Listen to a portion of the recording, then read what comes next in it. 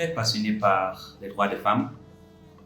Très tôt dans ma carrière, j'ai pu travailler avec l'Organisation internationale pour les migrations, l'OIM, et j'ai eu la chance, ou bien la malchance, je pense, d'être impliqué dans l'assistance directe à plus de 200 femmes victimes de traite de personnes.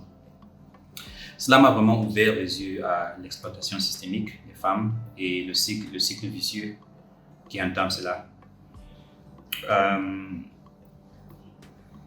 Et ça m'a aussi servi d'inspiration pour lancer ce qu'on appelle la semaine de sensibilisation à la traite des personnes en Afrique du Sud.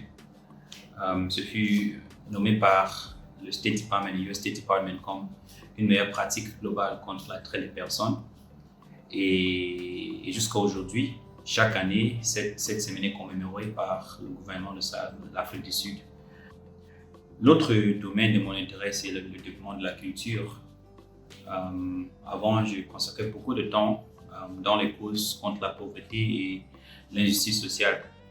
Mais lorsque je me suis lancé dans une carrière de musique à plein temps, ça m'a ouvert les yeux aux défis dont les artistes et les acteurs culturels font face. Et depuis ce temps, je consacre beaucoup de temps à créer des plateformes, à créer des liens, des échangements, à assister, à apporter mon expertise à des centaines de musiciens, des artistes, des acteurs culturels au Cameroun et sur le continent africain.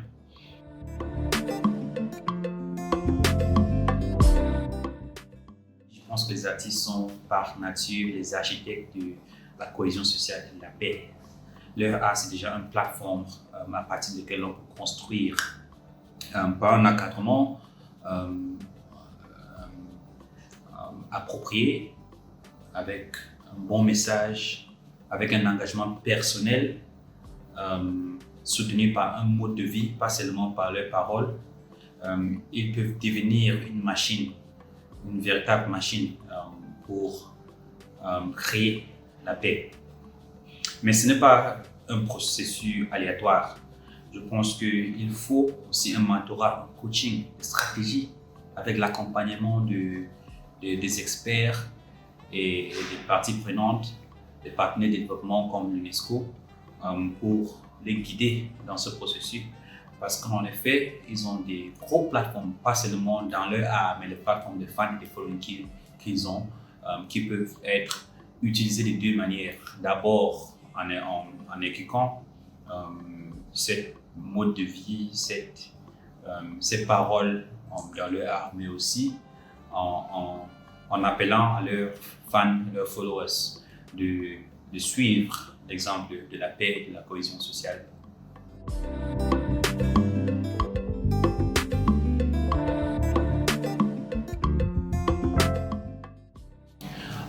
Pour vraiment aider les artistes pendant cette période de Covid, je pense qu'il faut qu'on commence d'abord à traiter la Covid comme quelque chose qui va changer notre mode de vie à jamais. Prislia, par exemple, c'est un bon programme qui vient à l'aide des artistes en vie pendant cette période.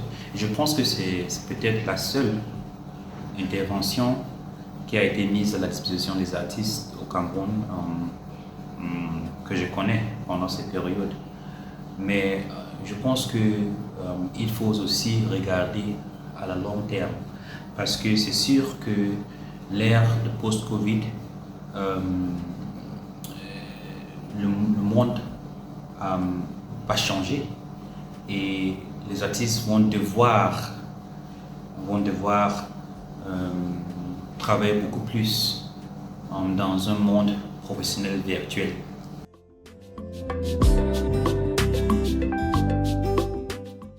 Sans paix, il n'y a pas de progrès. Sans paix, il n'y a pas de carrière.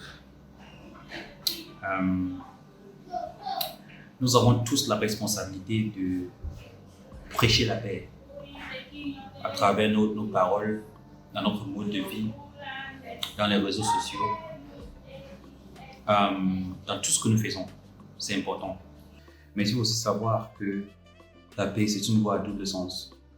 On ne peut pas parvenir à la paix sans un compromis.